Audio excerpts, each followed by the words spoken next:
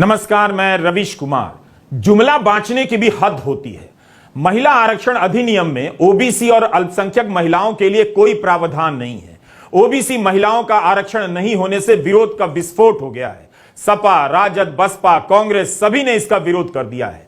यही नहीं, महिला आरक्षण बिल पास हो भी गया तो अभी लागू नहीं होगा। यह बिल में ही लिखा हुआ है। यह लिखा है कि जब नई जनगणना होगी, संसदीय सीटों का परिसीमन होगा, तब जाकर महिला आरक्षण लागू होगा। पास अभी होगा 2026 में, जब मौजूदा परिसीमन की समय सीमा समाप्त होगी, उसके बाद महिला आरक्षण लागू होगा। मतलब यह मजाक अच्छा है। यही हाल आपको याद दिलाता हूं नागरिकता कानून के साथ हुआ। 2019 में किस तरह पास कराया गया, लेकिन अभी तक यह कानून लागू नहीं हुआ है। पास होने के बाद भी यह कानून लापता है। प्रचंड बहुमत से लबालब मोदी सरकार भी अपने बिल में ओबीसी की महिलाओं, अल्पसंख्यक महिलाओं को आरक्षण नहीं दे सकी। हर चीज को इवेंट में बदल देने वाली सरकार का लगाया शामियाना बिना आंधी और बारिश के कारण ही उजड़ गया। इस बिल का जितना स्वागत नहीं होगा, उससे कहीं ज्यादा विरोध। आखिर ओबीसी महिलाएं इसे कैसे स्वीकार करेंगी? इसी के साथ सरकार ने देश की जनता को याद दिला दिया कि 10 साल में नई जनगणना का काम नहीं हुआ। जब इस बिल को 4 साल या 5 साल बाद लागू होना है, तो सूत्रों के हवाले से इतना माहौल क्यों बनाया गया? क्या इसीलिए कि 2 भाषण देने के बाद एक और भाषण देने का मौका मिलेगा? ऐसा लगता है कि संसद का यह विशेष सत्र प्रधानमंत्री के भाषणों का विशेष सत्र साबित होने जा रहा है। विशेष सत्र बुला लिया गया और पता ही नहीं लगता है कि करना क्या है। 18 सितंबर से लेकर 19 सितंबर के बीच संसद में प्रधानमंत्री के 2-2 भाषण हो गए हैं। जरा सोचिए तो सही कि क्या कल कहने में कुछ कमी रह गई थी, जो आज भी उन्होंने लंबा भाषण दिया है। ऐसा लगता है कि संसद को प्रधानमंत्री के क्लासरूम में बदल दिया गया है, जबकि इसी संसद में उनका रिकॉर्ड है कि रूटीन के जवाब के अलावा मात्र 2 बार जवाब देने आए हैं। राज्यसभा में मल्लिकार्जुन खड़गे ने यह बात कही है। 18 सितंबर के दिन से ही माहौल बनाया जा रहा है, महिलाओं में उम्मीदें पैदा की जा रही, लेकिन निकला क्या? यही कि ये 2024 के चुनाव से लागू नहीं होगा। जब यही करना था तो इसे पहले कर लेते। हम आज इस पर बात करेंगे, लेकिन शुरुआत उस बात से जिससे पता चलता है कि बीजेपी के खेमे में महिला की वंदना करने वाले कैसे कैसे नेता हैं। इस बिल का नाम ही नारी शक्ति वंदन बिल रख दिया गया है। असम के मुख्यमंत्री हेमंता बिस्वा शर्मा ने कहा है कि वे कमलनाथ को चुनौती देते हैं। अगर कमलनाथ सच्चे हनुमान भक्त हैं तो 10 जनपद को जला दें। आप जानते हैं कि 10 जनपद सोनिया गांधी का घर है। 76 साल की सोनिया गांधी वरिष्ठ सांसद हैं। एक मुख्यमंत्री अपनी पूर्व पार्टी की अध्यक्ष और नेता का घर जलाने की बात सार्वजनिक रूप से कर रहे हैं। एक राज्य का मुख्यमंत्री एक महिला सांसद का घर जलाने का आह्वान कर रहा है। यह सब इतना सामान्य हो चुका है कि आपने सुना है कि प्रधानमंत्री ने इसकी निंदा की है। संवैधानिक पद पर बैठे व्यक्ति एक महिला सांसद का घर जलाने की चुनौती दे रहे हैं। क्या सच्चा हनुमान भक्त होने की यही निशानी बची है कि कमलनाथ अपनी पार्टी के नेता का घर जला दें? महिलाएं चाहे संभ्रांत हों या आर्थिक रूप से कमजोर हों या जाति के हिसाब से अंतिम पायदान पर हों, पुरुषों के समाज में सबका अलग ही संघर्ष है। किसी का दोहरा है तो किसी का गरीबी और जाति के कारण तिहरा है। जिस वक्त महिलाओं को राजनीतिक रूप से सशक्त करने की खबर आ रही है, उसी वक्त उनकी आर्थिक हालत खस्ता होने की भी खबर आ रही है। जल्दी से उस पर भी नजर डाल लेते हैं। फाइनेंशियल एक्सप्रेस की यह रिपोर्ट बताती है कि भारत में घरेलू बचत 50 साल के न्यूनतम स्तर पर पहुंच गई है। वित्त वर्ष 2022 में यह जीडीपी का 7.2% थी। वित्त वर्ष 2023 में घटकर 5.1% हो गई है। यह आंकड़ा रिजर्व बैंक ऑफ इंडिया ने जारी किया है। इस दौरान घरेलू कर्जे का बोझ भी तेजी से बढ़ता जा रहा है, यानी आम भारतीयों के घर कर्जे में डूबे हैं। महिलाओं पर कितना असर पड़ता होगा? यह रिपोर्ट बताती है कि मीडिया में जितना उछल कूद कर लीजिए, घर की तिजोरी खाली है और कर्जे का लोड इतना है कि स्टेट बैंक ऑफ इंडिया कह रहा है ईएमआई नहीं देने वालों को याद दिलाने के लिए चॉकलेट भेजेंगे। सोचिए, 50 साल में घरेलू बचत इतनी कम कभी नहीं हुई। इसकी कोई खोज खबर नहीं। राजनीति में भावुकता और धार्मिकता इसी वजह से ज्यादा है क्योंकि आर्थिक हालत को लेकर ढोल पीटने के लिए अब ढोल भी नहीं बचा है, बल्कि फट चुका है। हालत यह हो गई है कि गैस सिलेंडर का दाम 200 रुपए कम किया जाता है तो ढिंढोरा पिटवाया जाता है। अब पता चल रहा है कि लोगों का पैसा कहां जा रहा है। घरेलू बचत के 50 साल में सबसे कम स्तर पर पहुंचने से महिलाओं पर क्या असर पड़ रहा होगा। अब आते हैं महिला आरक्षण विधेयक पर। 18 सितंबर की शाम प्रहलाद सिंह पटेल नाम के राज्य मंत्री ने इसकी घोषणा करते हुए ट्वीट कर दिया, मगर ट्वीट को डिलीट भी कर दिया। संसद के परिसर में बड़ी संख्या में महिलाओं की यह कतार बता रही है कि सूत्रों के हवाले से आई खबर सही है। ये सभी महिलाएं संसद की दर्शक दीर्घा में बैठने के लिए जा रही हैं ताकि महिला आरक्षण विधेयक के इस नए इतिहास का गवाह बन सकें। लेकिन इन्हें भी पता नहीं होगा कि जिस बिल को इतिहास बनते हुए देखने आई हैं वो 2026 से पहले तो लागू ही नहीं हो सकता। यह भी इतिहास है जो कानून अभी 3-4 साल बाद लागू होगा, उसके पास होने पर ताली बजाने के लिए इन्हें बुलाया गया है। 9 मार्च 2010 को यूपीए ने इसे राज्यसभा में पास करा लिया था, मगर लोकसभा में पास नहीं हुआ। इसका कारण यह था कि इस विधेयक में अनुसूचित जाति जनजाति के लिए आरक्षण तो था, मगर ओबीसी के लिए आरक्षण नहीं था। उम्मीद थी कि प्रधानमंत्री नरेंद्र मोदी अपने बिल में ओबीसी महिलाओं को आरक्षण देंगे, मगर ओबीसी का जिक्र नहीं है। कांग्रेस ने एक नहीं कई बार कहा कि सरकार जिस भी रूप में लाएगी बिना शर्त समर्थन कांग्रेस देगी। तो क्या कांग्रेस अब इस बिल को सपोर्ट कर पाएगी? इंडिया गठबंधन के बाकी घटकों के विरोध को नजरअंदाज कर पाएगी कि इस बिल में ओबीसी महिलाओं का आरक्षण नहीं है? इस बिल के ड्राफ्ट पर 128वां संविधान संशोधन लिखा है, मगर प्रधानमंत्री नरेंद्र मोदी ने इसे नारी शक्ति वंदन अधिनियम कहा है। क्या वाकई प्रधानमंत्री की इन बातों में आपको कुछ अजीब नहीं लगता? उन्होंने कहा कि 19 सितंबर की यह तारीख अमृतत्व को प्राप्त होने जा रही है। इसमें अमृतत्व क्या है? क्या इसका कुछ भी मतलब निकलता है?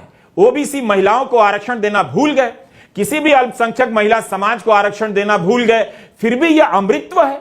और तो और प्रधानमंत्री इसका नारी शक्ति वंदन अधिनियम नाम रख रहे हैं। इस अधिनियम से आरक्षण शब्द ही गायब है। क्या आरक्षण की जगह आप वंदन का इस्तेमाल कर सकते हैं? संवैधानिक अधिकारों को दैविक वंदना के शब्दों से विस्थापित किया जा रहा है।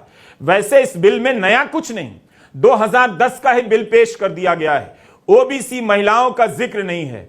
प्रधानमंत्री मोदी शायद यह भी कह दें कि इस अधिनियम में ओबीसी महिलाओं को शामिल नहीं करने के लिए ईश्वर ने उन्हें चुना है।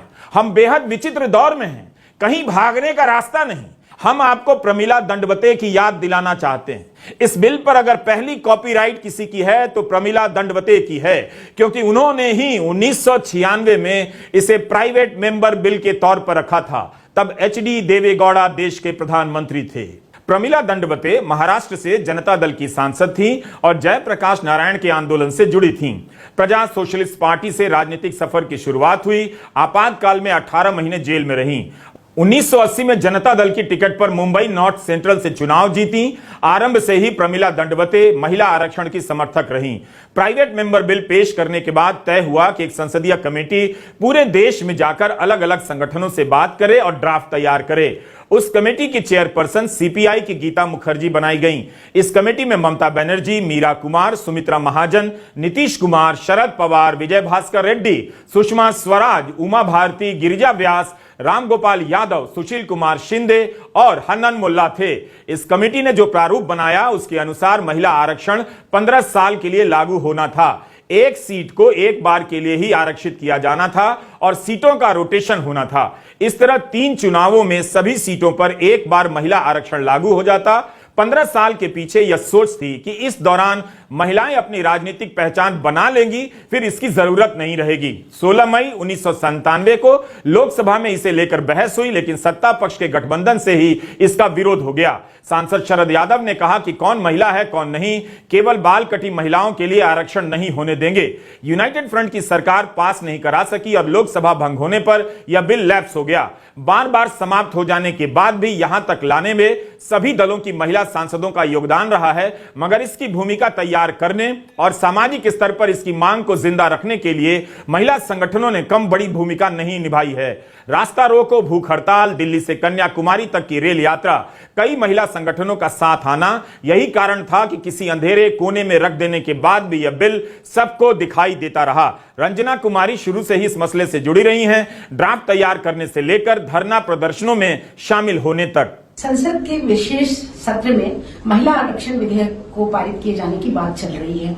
मुझे लगता है कि ये देश की महिलाओं के प्रति सबसे बड़ा न्याय होगा, क्योंकि आज 3 दशक हो गए जब पहली बार श्रीमती प्रमिला दंडवते सांसद रहते हुए इस बिल को पार्लियामेंट में लाई थी। उसके बाद एक पार्लियामेंट्री संसदीय कमेटी बनी थी, जिस कमेटी ने पूरे देश में घूम करके राय जानने की कोशिश की थी। वापस आने के बाद गीता मुखर्जी के नेतृत्व वाली कमेटी में ये बिल बनाया गया और फिर उसके बाद उसको संसद में रखा गया। लेकिन बड़े दुर्भाग्य की बात है कि जब महिलाओं की हिस्सेदारी की बात आती है तो हम सारे लोकतंत्र के नियमों को भूल जाते हैं और जो इस समय महिलाओं को मिलना चाहिए वो आज तक नहीं मिला, जबकि आजादी की पूर्व संध्या पर ही ये बात कही गई थी कि बराबरी होनी चाहिए। ओबीसी महिलाओं को आरक्षण ही महिला आरक्षण के पास होने में सबसे बड़ी रुकावट बनता रहा। गीता मुखर्जी कमेटी ने भी कहा कि उचित समय पर ओबीसी महिलाओं को आरक्षण दिया जाना चाहिए। नीतीश कुमार, शरद यादव, मुलायम सिंह यादव, लालू यादव ओबीसी महिलाओं को आरक्षण दिए जाने की मांग पर अड़े रहे, लेकिन प्रधानमंत्री मोदी की सरकार ने जो ड्राफ्ट पेश किया है उसमें ओबीसी महिलाओं के आरक्षण की बात नहीं है, अल्पसंख्यक महिलाओं के आरक्षण की बात भी नहीं है। indiatogether.org की मीनाक्षी नाथ को दिया प्रमिला दंडवते का एक पुराना इंटरव्यू पढ़ रहा था। उन्होंने बताया कि 1987 में कर्नाटक की जनता सरकार ने पहली बार पंचायतों में 25% महिला आरक्षण लागू किया और एक झटके में राज्य में 18,000 प्रतिनिधि चुन ली गई। बाद में 33% आरक्षण दिया गया। उसी के बाद राजीव गांधी ने पंचायती राज में महिलाओं को 30% आरक्षण देने का प्रस्ताव लाया, जिसे नरसिम्हा राव की सरकार ने 1993 में लागू किया। यहां सवाल है कि मोदी सरकार के 10 साल गुजर जाने के बाद इस बिल की याद क्यों आई? क्या राजनीति में महिलाओं के मुद्दे का चक्र घूम रहा है? आखिर प्रधानमंत्री मोदी ने महिला आरक्षण की बात कब की? क्या आपको याद आता है? जुलाई 2014 में प्रधानमंत्री नरेंद्र मोदी ने संसद में कहा कि महिला आरक्षण बिल जल्द से जल्द पास होगा, लेकिन 9 साल बाद 2023 के सितंबर में इसकी याद आई, उसमें भी ओबीसी महिलाओं को भूल गए। 2013 में प्रधानमंत्री मोदी ने फिक्की के सम्मेलन में महिला उद्यमियों से कहा था कि उन्होंने गुजरात के स्थानीय निकायों में 50% महिला आरक्षण लागू करने का बिल पास किया था, मगर राज्यपाल ने लागू नहीं करने दिया। जाहिर है उनका इशारा कांग्रेस की तरफ था, लेकिन 2014 से 2023 तक उन्हें रोकने वाला कोई नहीं। फिर भी उन्हें दूसरे कार्यकाल के आखिरी साल में महिला आरक्षण की याद आई और अगर यह कानून बना भी तो 2026 से पहले लागू नहीं होगा, यानी यह 2029 के चुनाव में लागू होगा अगर परिसीमन हुआ और नई जनगणना हो सकी तो। जून 2014 में सुषमा स्वराज ने कहा था कि महिला आरक्षण बिल पास करना 16वीं लोकसभा के लिए मील का पत्थर साबित होना चाहिए। उन्होंने कहा कि भाजपा ने 4 साल पहले राज्यसभा में कांग्रेस का समर्थन किया तो कांग्रेस भी करे। जवाब में कांग्रेस अध्यक्ष मल्लिकार्जुन खड़गे ने उस वक्त अपनी तरफ से तुरंत ही समर्थन दे दिया था। 18 सितंबर को जब यह अफवाह उड़ने लगी कि मोदी सरकार महिला आरक्षण बिल लाने वाली है, तब कांग्रेस भी पूरी तैयारी से ट्विटर के मैदान में उतर गई और इस बिल से संबंधित पार्टी की पहल का इतिहास बताया जाने लगा। ट्विटर पर जाकर देखने लायक है कि कांग्रेस कितनी तैयारी से लोगों को याद दिला रही थी कि उसने इस मसले पर कब कब क्या क्या किया। ट्विटर पर राजीव गांधी के बयान चलाए जा रहे थे।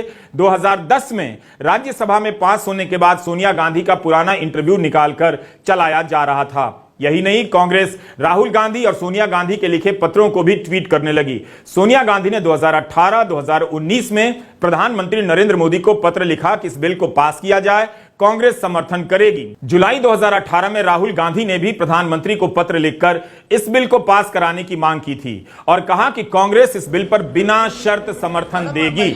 अगस्त 2014 में महिला कांग्रेस के सम्मेलन में सोनिया गांधी ने कहा था कि कुछ दलों के विरोध के कारण यह बिल पास नहीं हो सका, मगर विपक्ष में रहते हुए भी कोशिश करते रहेंगे। कांग्रेस महासचिव जयराम रमेश ने 17 सितंबर को ही विस्तार से ट्वीट कर दिया। राजीव गांधी ने मई 1989 में पंचायतों और नगरपालिकाओं में महिलाओं के 1/3 आरक्षण के लिए संविधान संशोधन विधेयक पेश किया था। लोकसभा में पास हुआ मगर राज्यसभा में नहीं। अप्रैल 1993 में पीवी नरसिम्हा राव की सरकार में यह पास भी हुआ, कानून भी बना। जयराम रमेश ने बताया कि 1993 में नरसिम्हा राव की सरकार के फैसले के कारण आज पंचायतों में 15 लाख से अधिक महिलाएं निर्वाचित हैं। पिछले शनिवार को हैदराबाद में कांग्रेस कार्य समिति ने प्रस्ताव पास कर महिला आरक्षण विधेयक पारित करने की मांग की। संसद के विशेष सत्र के पहले दिन कांग्रेस नेता अधीर रंजन चौधरी ने लोकसभा में कहा कि सरकार इस बिल को पास करे। रविवार को कांग्रेस की तेलंगाना में बड़ी रैली हुई। इस रैली में कांग्रेस की 6 गारंटी में से 3 गारंटी महिलाओं से जुड़ी थी।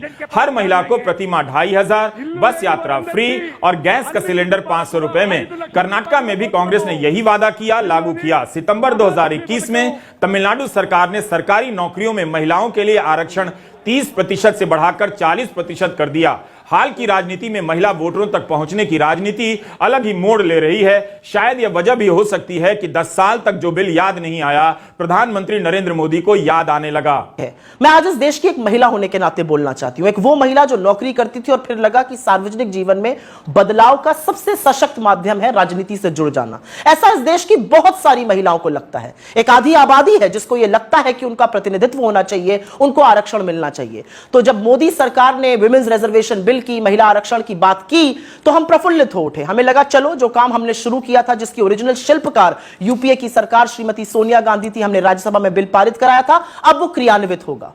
लेकिन अब पता चला कि मोदी जी की नीति और नियत दोनों में खोट है।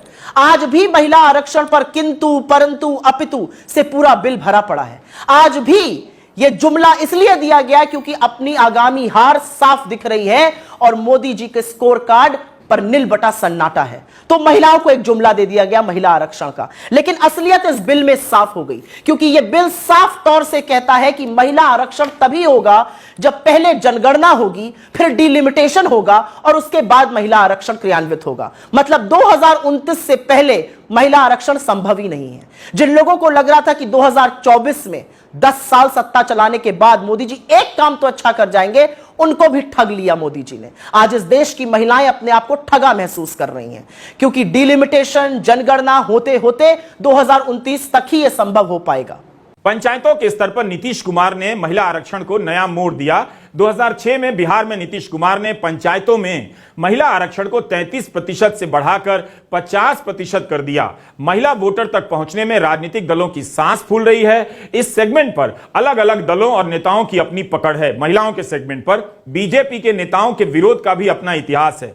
उमा भारती जैसी महिला सांसदों ने ओबीसी महिलाओं को लेकर विरोध किया, तो दूसरे नेताओं की आपत्ति का आधार अलग रहा। यह अप्रैल 2010 की रिपोर्ट है, हिंदुस्तान टाइम्स के विकास पाठक की।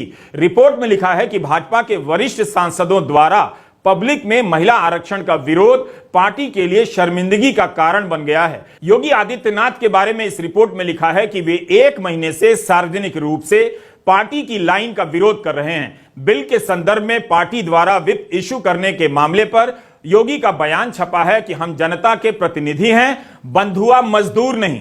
हम पार्टी के सभी सांसदों के बीच इस पर बहस चाहते हैं, नहीं तो मैं सांसदी से इस्तीफा दे दूंगा।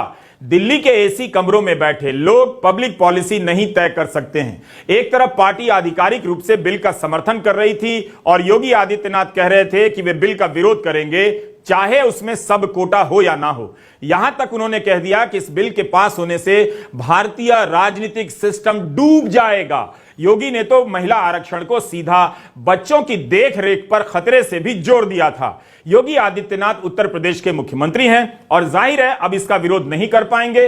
इस बिल के पेश होते ही समर्थन करने वालों में वे सबसे आगे नजर आ सकते हैं। यही नहीं, ऑल्ट न्यूज के मोहम्मद जुबैर ने बीजेपी के आईटी सेल के चीफ अमित मालवीय के पुराने बयान और ट्वीट निकाल दिए हैं। 2010 में अमित मालवीय लिखा करते थे कि सोनिया गांधी पूरे देश को ताक पर रख रही हैं क्योंकि अपना एजेंडा पूरा करना चाहती हैं। क्या उनके एमपी उनका विरोध करेंगे?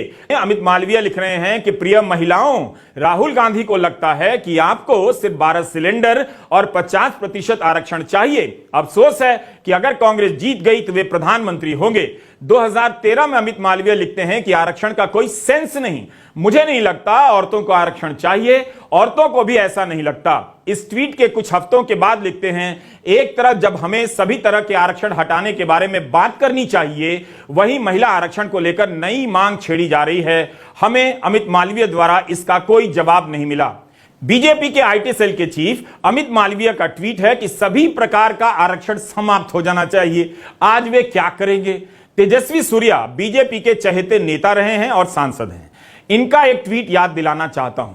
अगर यह विधेयक पास हो गया तो कितने सांसद, खासकर भाजपा के और नेता उनके, मजबूरी में इसका स्वागत करते नजर आएंगे।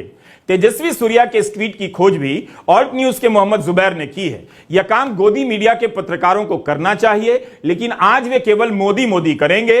इसी के लिए पत्रकारिता में आए हैं। आप भी टीवी चलाकर देखिएगा कि इनके कवरेज में विपक्षी दलों को कितना स्पेस, यानी कितनी जगह मिलती है। और न्यूज के जुबैर ने तेजस्वी सूर्या के एक पुराने ट्वीट का स्क्रीनशॉट पोस्ट किया है, जिसमें वे कह रहे हैं कि महिला आरक्षण के अलावा मोदी सरकार का एजेंडा प्रेरणादायक है। उस दिन से डर लगता है जिस दिन महिला आरक्षण एक सच्चाई बन जाएगा। यह ट्वीट अब डिलीट कर दिया गया है। 10 जून 2014 का यह ट्वीट है। तो अब वो दिन आ गया है। तेजस्वी सूर्या कितने डरे हुए हैं वही बता सकते हैं। वैसे आज वे तारीफ करते नहीं थकेंगे। इस बिल का विरोध करने वालों में असदुद्दीन ओवैसी भी थे। तब उन्होंने कहा था कि यह बिल मुसलमानों के हित में नहीं है। अगर यह पास हुआ तो मुस्लिम सांसदों की संख्या और घट जाएगी।